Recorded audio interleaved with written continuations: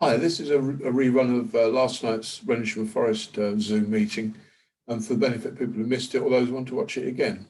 Okay. It's basically looking at the situation since the 30th anniversary meeting in 1980 at Woodbridge, and how things, as it says here, got kind of messy afterwards. And one of the biggest enigmas about the whole thing is how such a simple event as a UFO landing in a forest in East Suffolk could have spawned so many different theories and so many different books over the years. Just to recap, the incident took place in December 1980 over 3 nights. Some say 2. The initial sighting of December the 26th, when personnel at the twin bases of Bentwaters and Woodbridge, on the edge of the Rendlesham Forest, saw lights above and in the woods. 3 airmen were sent out to investigate, as we saw last time. One of them, Cabansag, stayed in the car. The other 2, Penniston and Burrows, walked through the woods and got near enough to see an object, a strange object, and actually take some drawings of it. The local constabulary were called out. All they could see were lights, the Orford Ness lighthouse and the Shipwash light. Later, as soon as it got light, the servicemen, some servicemen, returned to the clearing and found an alleged landing site with impressions in the ground. Plaster casts were taken. These, at least one of these, remains in the possession of Colonel Holt, and you might remember in the last Zoom broadcast we actually saw a picture of that. And the police were called out again, this time to look at the impressions, and they thought they were just animal scrapes. Well, there were any collateral triangles, so it's a bit unlikely. And 2 nights later, Base Commander, Deputy Base Commander Colonel Holt, was called away from a social function and told that the UFO had returned to the forest. So he got a team together, complete with, I think it was an emergency action team, complete with Geiger counter, etc., and entered the forest with lighting units and so on. And they encountered the UFO, watched it for several hours, both in the forest, overhead, and moving across a field called Capel Green to the east of the forest. The senior airman on the first night, the first one to actually leave the East Gate, was Sergeant James Penniston, and his original account, which he gave shortly afterwards, shows that he left Bentwaters, travelled across to RF Woodbridge, and there was some thought it might have been a crashed aircraft in the woods. So Cabansag, duty officer, or duty police security guard, Burrows and Penniston travelled out by jeep. They got as far as they could on Logging Road, then parked. Cabansag stayed with the vehicle and they carried on.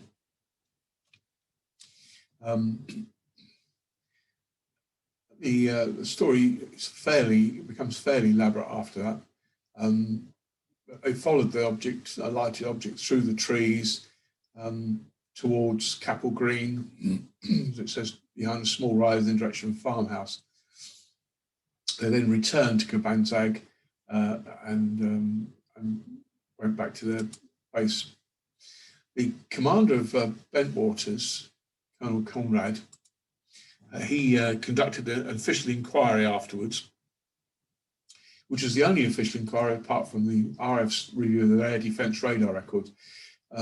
You may well know that these, it's alleged that the radar records showed nothing. In fact, there's evidence they were removed pretty quickly from the bases at Watton and Neatshead that had recorded uncorrelated returns. Conrad's inquiry, well, he decided there wasn't enough evidence to report to US Air Force Europe headquarters in Germany.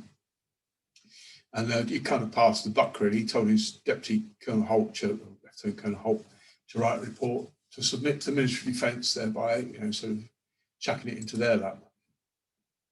This became the famous Holt memo, which, when it was ultimately released in 1983, kind of, if you like, blew the gaff on the whole thing, and it appeared on the front page of the News of the World. Conrad's memory of the events and what he was told by Penniston were entirely different to subsequent reports. He said Penniston said he didn't get close enough for a detailed look, which is already at odds with Penniston's own version. And what he saw was rectangular, not triangular, and slightly larger than a Jeep, with 2 rows of bright lights. It says he couldn't, because of the brightness of the light and his distance he remained from them, he couldn't see any further markings or design elements. That's kind of how it remained. Several books appeared: Sky Crash by Brenda Butler and Jenny Randalls and Dot Street. And to me, the best of the early books, You Can't Tell the People by Georgina Bruni, and the probably the best known and now notorious Left at Eastgate by Larry Warren and Peter Robbins. There's a conference on the 30th anniversary in 2010, which I attended, and met at the Eastgate. This is John Burroughs, this is Jim Penniston, and this is Nick Pope. A good old chap at Eastgate, and when I asked Penniston for some more details or some personal details, or had returning to the forest refreshed his memory anyway, his basic reply was that it would all become clear at the next day's conference. As you can see, at that time, Burroughs was very much playing a subordinate role as a quiet, sorry about the cough, a quiet, gentle, unassuming guy at the time, who very much followed Penniston's lead. So the conference, the main reason for calling the conference was because of the agreement of Penniston and Burroughs to describe their experiences. And also, at the conference, they made a sudden, particularly Jim Penniston, made a sudden, unexpected and astonishing statement about his role in the event, which had never been recorded before. This is Larry Warren, the co-author, allegedly, of Left at Eastgate. And he hadn't been invited to attend the meeting. And there was, when he turned up, there was some kind of trepidation because he he's known to be a slightly, what's the word for it? He tends to run on a short fuse, but he was very conciliatory and eventually was invited to come and talk on stage. His co-author, Left at Eastgate, the American Peter Robbins, had been scheduled to talk. Here he is giving his version of events.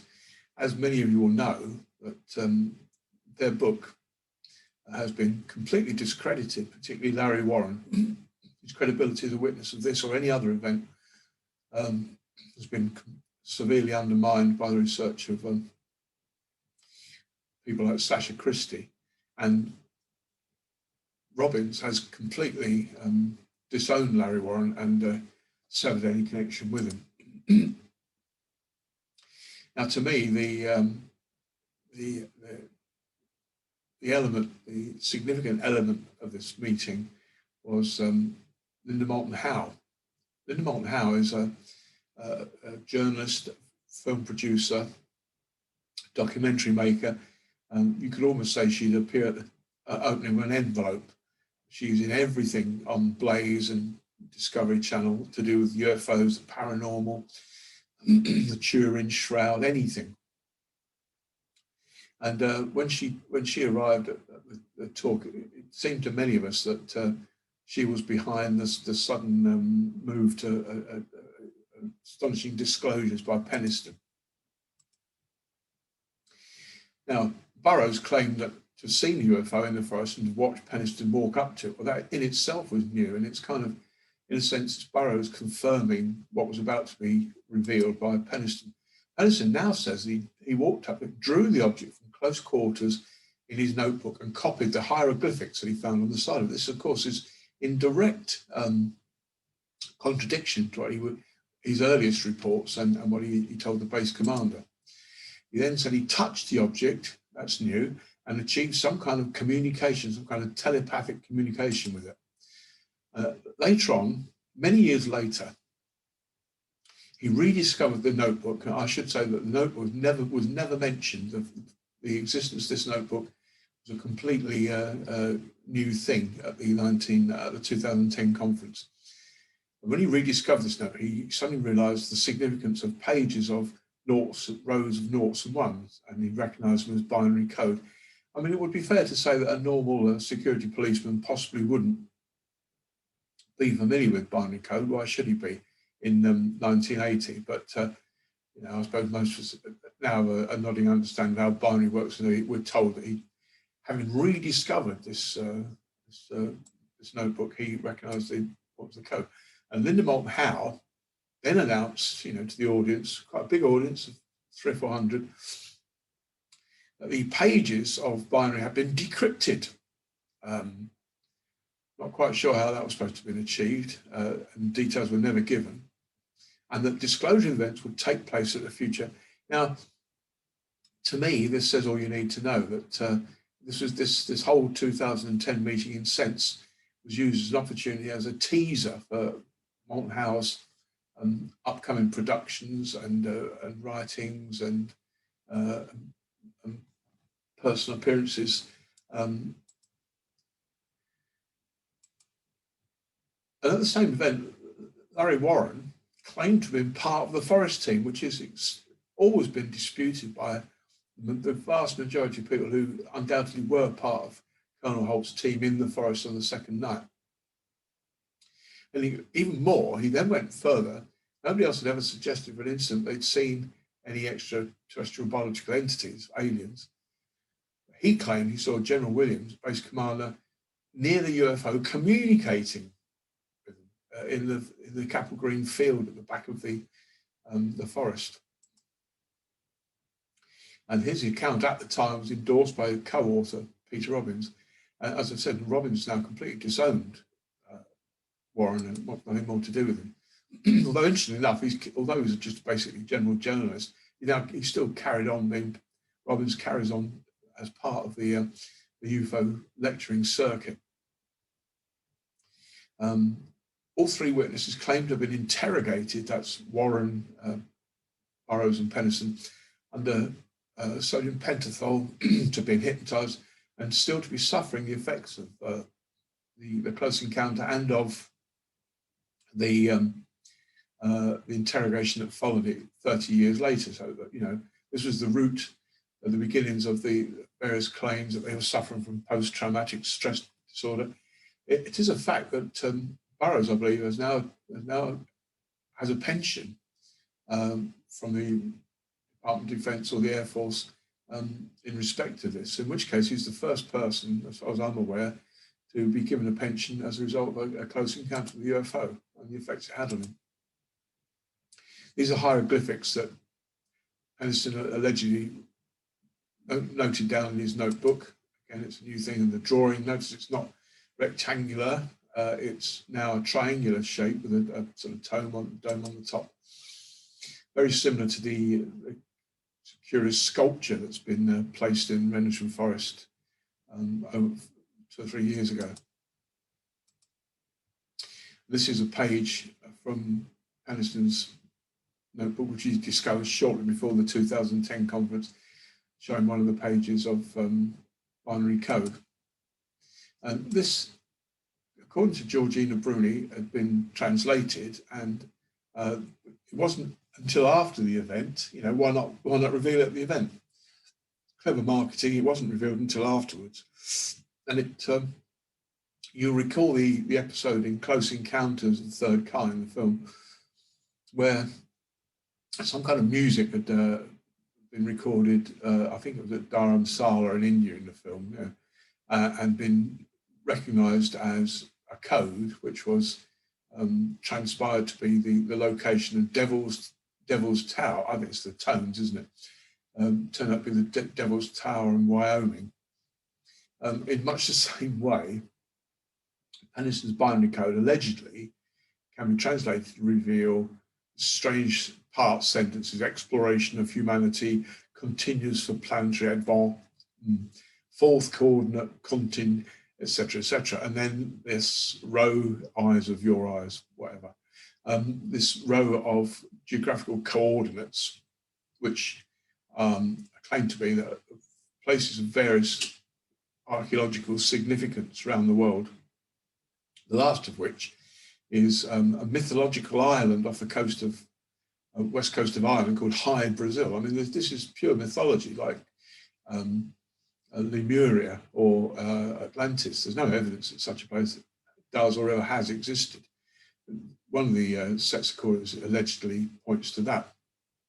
And then the year of origin, in other words, 81, in other words, it's claimed that the binary code came from the future.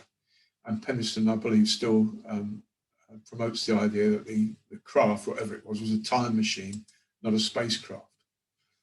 Let's just explore Larry Warren and the strange saga of his involvement or non-involvement in the whole event.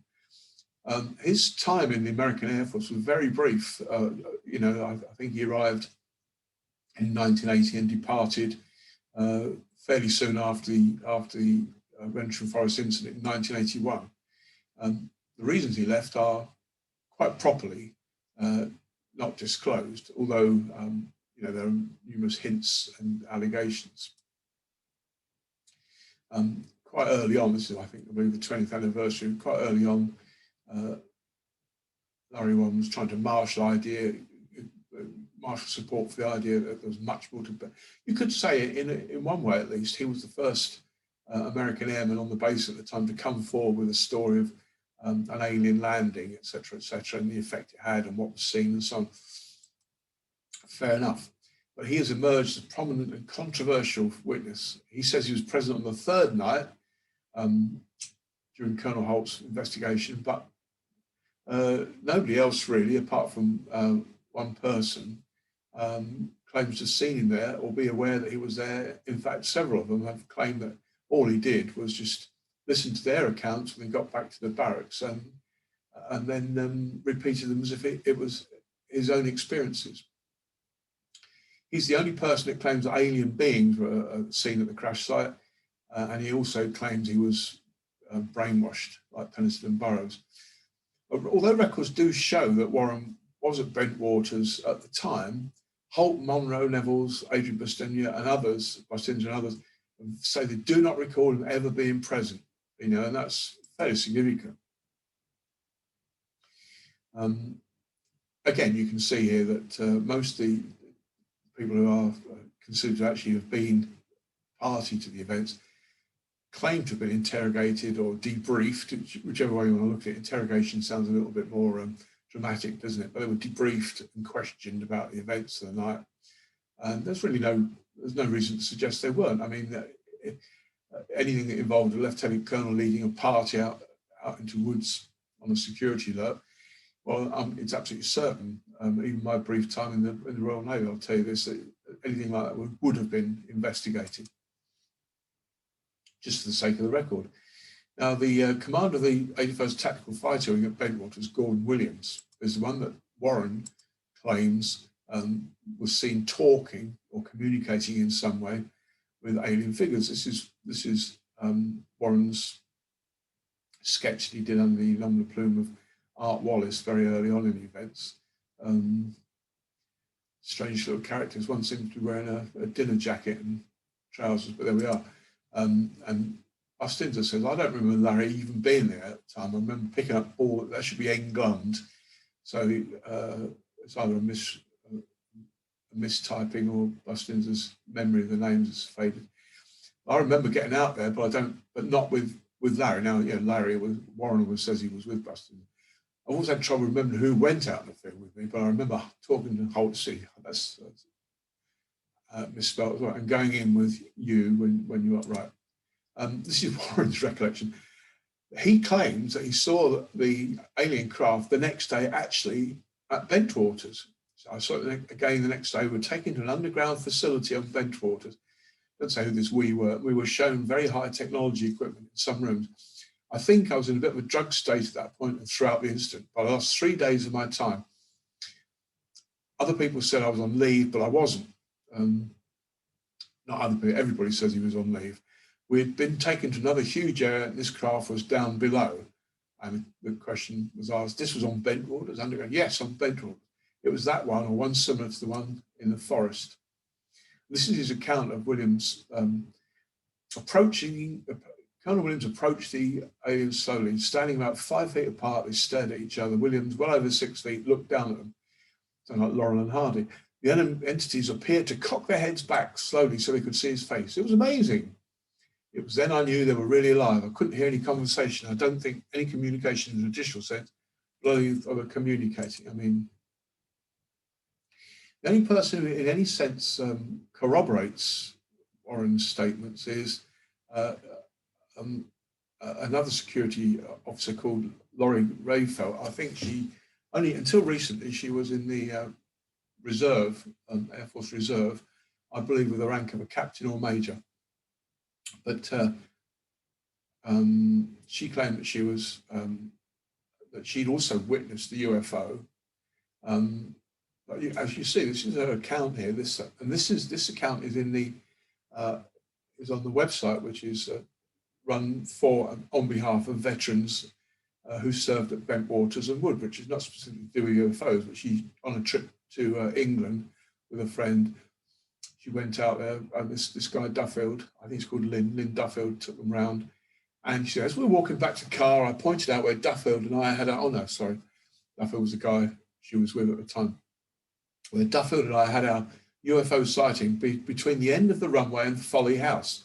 Now, if you know Folly House, it actually is very close to the Eastgate car park and right at the end of the runway. And it's been quite an uncomfortable place to live with phantoms and warthogs flying overhead and et cetera, et cetera. But and the end of the runway is just 100 meters from Folly House. So she suggested you had a very close view of this thing over the runway.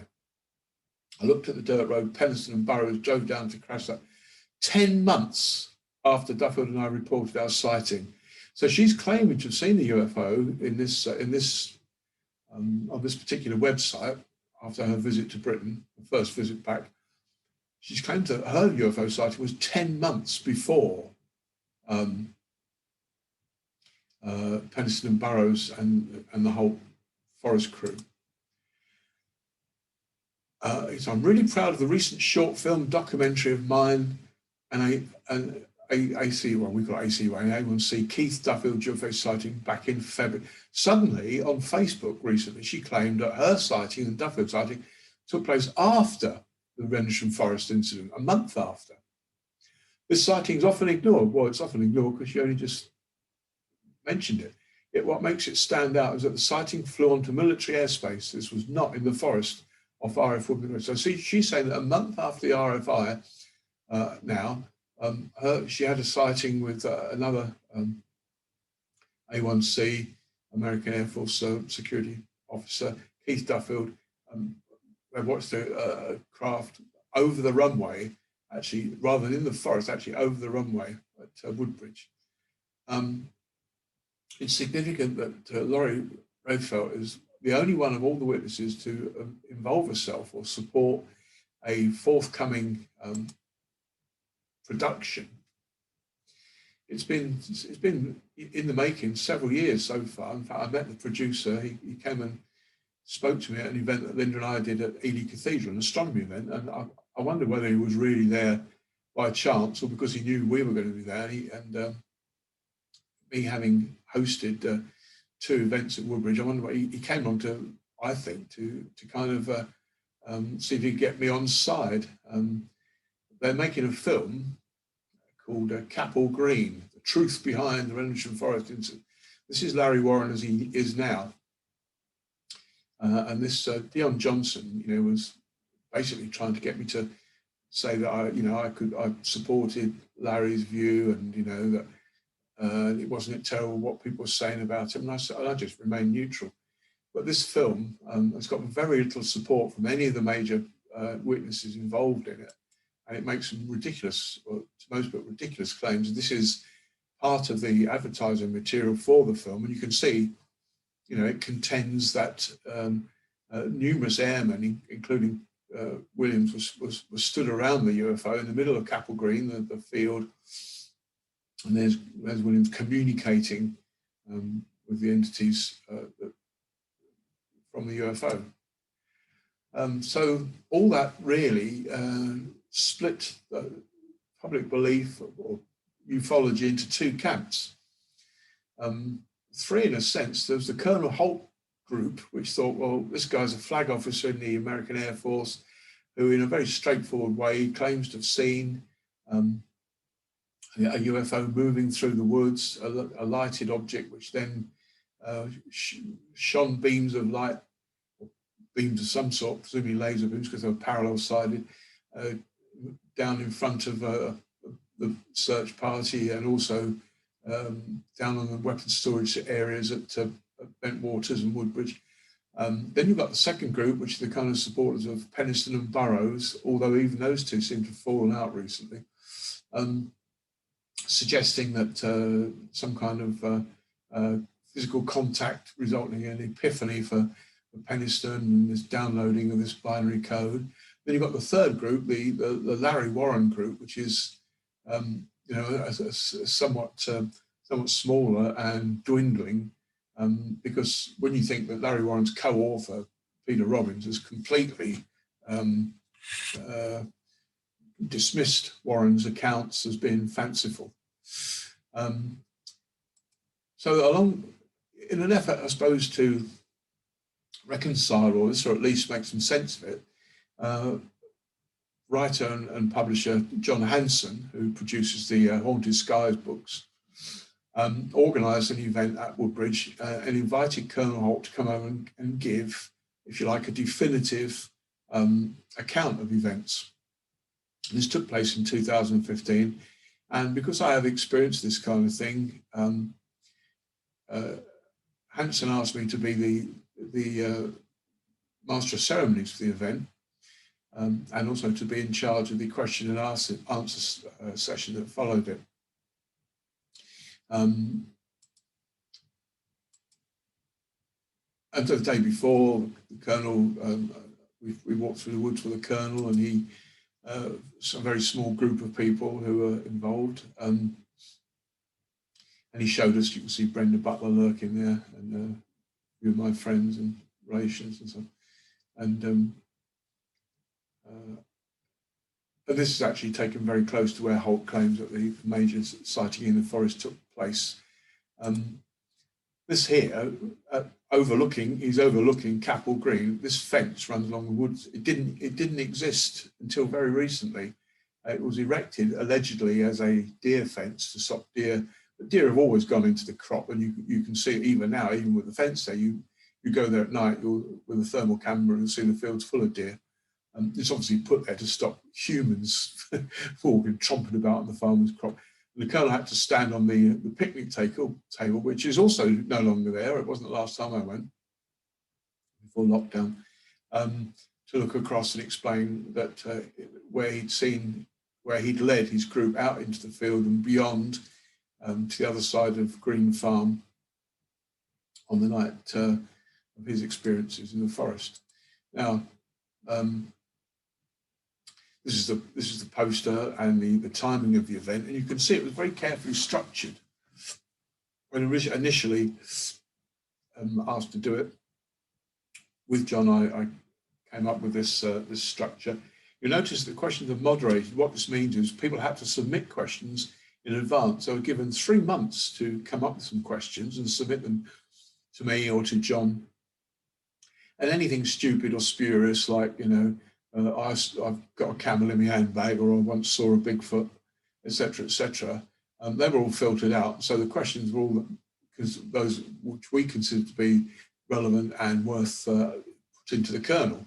That's the way it's normally done. I've attended hundreds of talks by famous astronomers, astronauts, pilots, etc., and that's how it's always done. It just keeps things even and means that everybody gets an equal chance. So my role was as the moderator. So I gave the opening remarks, and then there was a very short introduction by Lionel Beer, followed by, I don't know why, followed by another short break. And then I gave a talk about astronauts. The idea was that I wasn't going to talk about anything that in any way was contentious or in any way might,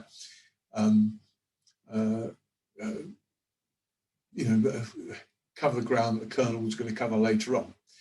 And then Brenda Butler was asked, because she's I suppose the face of ufology, isn't she, in Suffolk?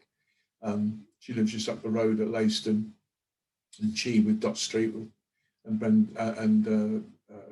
Jenny Randalls, and the people who basically wrote the first, broke the story in their book, Sky Crash, etc. As I said before, Brenda will appear at the opening of an envelope or a tin of peas. I mean, she loves appearing in public and doing a talk in a sort of lovely Suffolk accent. But really, she was asked to do 20 minutes and she didn't. She went on for much longer, nearly an hour, and you couldn't stop her. After this, that put events back a bit, really, and it was quite strange because her contribution really contradicted much of what the Colonel was about to say. So then John had organised a celebration cake to be made, which was then cut and so on and so forth. And so finally the Colonel began to talk at 9 o'clock, and he spoke for an hour. Then there was a break because, bear in mind, the guy was over 70 and he not long flown across from America. He needed a break. He had a break for 10, 15 minutes. Then he began to talk again. And after that, there was another little short break. Then we had the moderated questions, which went on till midnight. And all the questions that were submitted to me and to John were covered.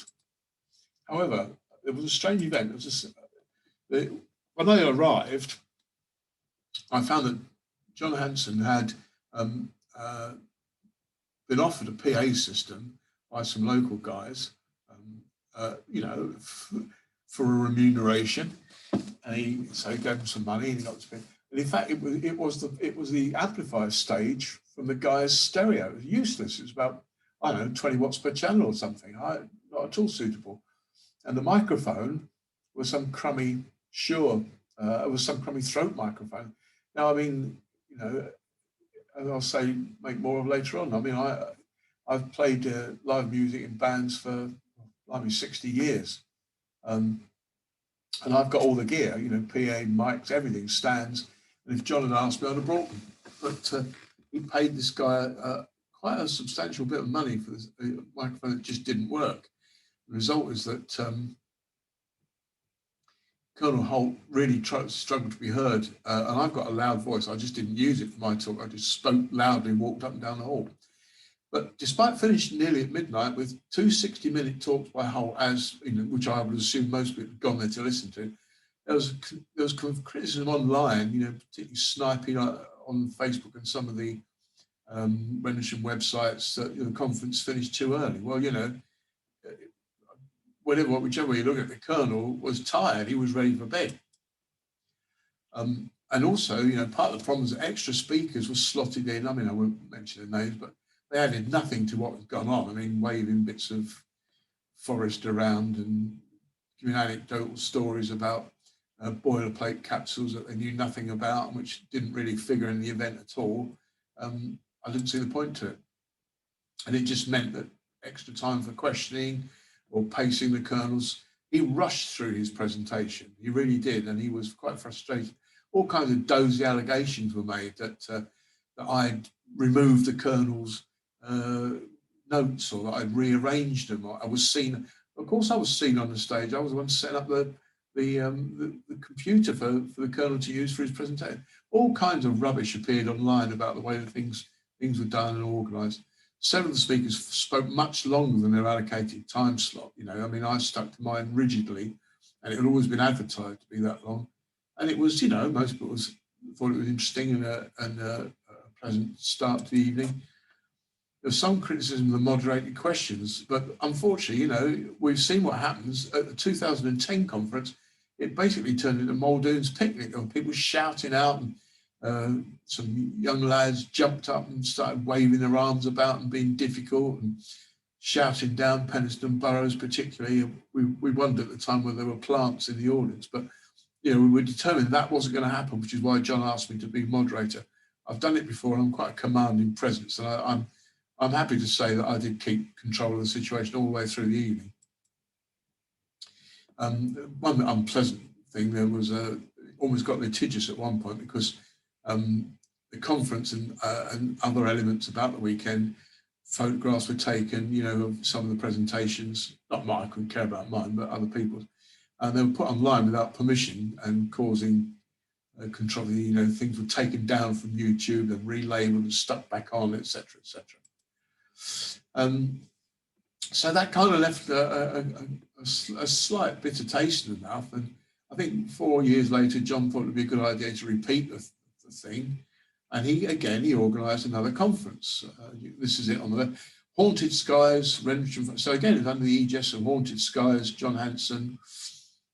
He invited the Colonel back again. He does enjoy, or he certainly did at the time, a good relationship with Charles Holt. He's visited him in Virginia several times. They seem to get on very, very well. I mean, I think people, I suppose because I'm an ex-Navy officer, I have a different approach to these things. But, to me, the guy is Sir. He's a Lieutenant Colonel until he says, look, call me Chuck. A lot of people were slapping him on the back and steering him around. You could see, I don't suppose, I'm fairly sure a lot of people weren't aware of this, but you could see in his eye this kind of, who do you think you're talking to in that? You could see he was quite... at times, he didn't really like the way some people were over familiar with him. Let's face it, if you've spent your entire career in the military, you have a slightly different idea of what's appropriate and what isn't than most people. From the bloke who sells newspapers down the road come up and say, "Oi, Chuck, how are you, mate?" You could tell he really didn't like that. For this conference, somehow, and I don't know the details, and it doesn't really matter, but somehow John lost control of the event, which passed to a well-known ufologist, David Young.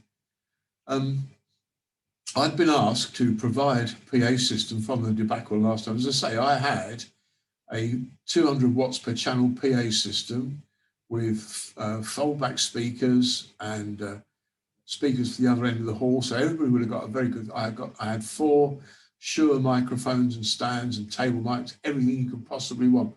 I had all the AVA equipment, laptops, etc., with Windows 10.